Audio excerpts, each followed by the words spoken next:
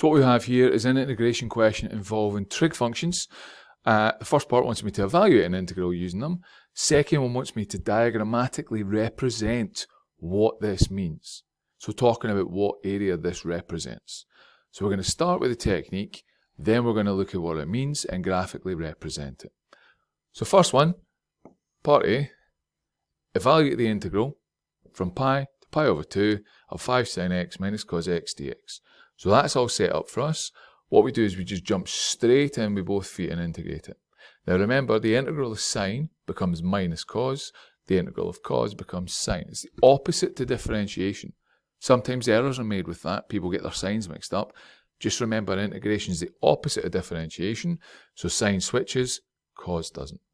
So in this case, that then becomes minus 5 cos x, then minus 3 sin x, and it's between our limits, so we keep our square brackets on between the limits of pi and pi over 2.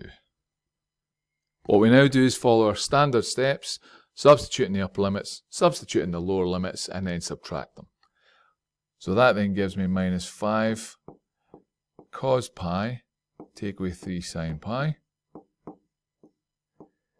take away minus 5 cos of pi over 2, take away 3 sin of pi over 2. So remember, these are values you should remember. You should know off the top of your head the values of sine, cos and tan. 0, pi, pi over 2, 3 pi over 2, 2 pi, and every value that is at 60 and 30 as well. So at pi over 3 and pi over 6. You should remember all these exact values. So cos of pi, well, at pi, cos is negative 1, so that's negative 5 times negative 1. Take away 3 sin pi, at pi, sine is equal to 0, so let's take away 0. I've then got minus, so negative 5 cos of pi over 2, at pi over 2, cos is 0. And then at pi over 2 for sine, it's 1, so take away 3 times 1. So in this case, that then becomes negative 5 times negative 1, so 5, minus, and then negative 3 times 1, because 0 minus 3 gives me that, negative 3, which then gives me 8. So my integral between pi and pi over 2 of 5 sin x minus 3 cos x dx gives me a solution of 8. Now part B is asking me on the diagram in your answer booklet, which I've copied below, shade the area represented by the integral in A.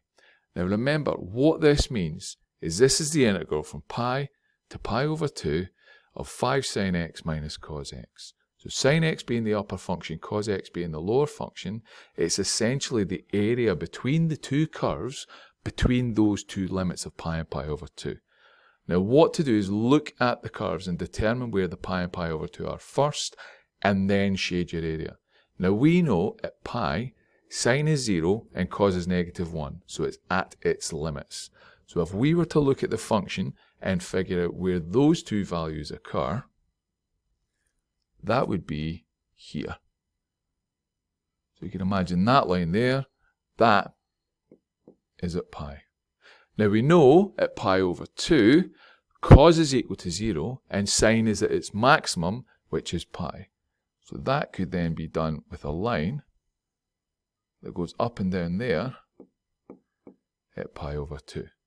So I know the area that this integral represents is the area between those two, between the two curves. So it's all of this here. That integral represents this entire area in here. So I've got to make it look like I'm shading that quite well. That there is the answer to part B, the integral and the area it represents. Now try and be as accurate as you can with your limits going up and down. I know it could be a bit tricky just with the roughness of the diagram, but you should be able to represent it no problem. Now when we're looking at questions like this, first part, worth 3.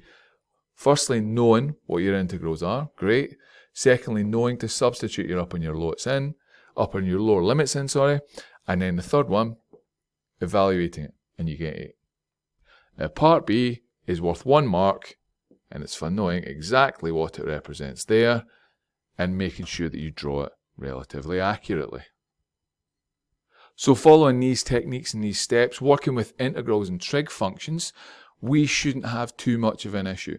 Again, one of the big errors that comes into play is integrating sine and cos and just making sure the signs are correct because it's the opposite of differentiation. So just be aware of that little trick and be aware of what it represents in terms of areas.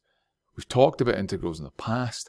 We should know what they represent in terms of areas between two curves. If you can remember all that and you can remember your techniques and you can remember your exact values, question like this shouldn't present too much of a problem. Easy peasy, lemon squeezy.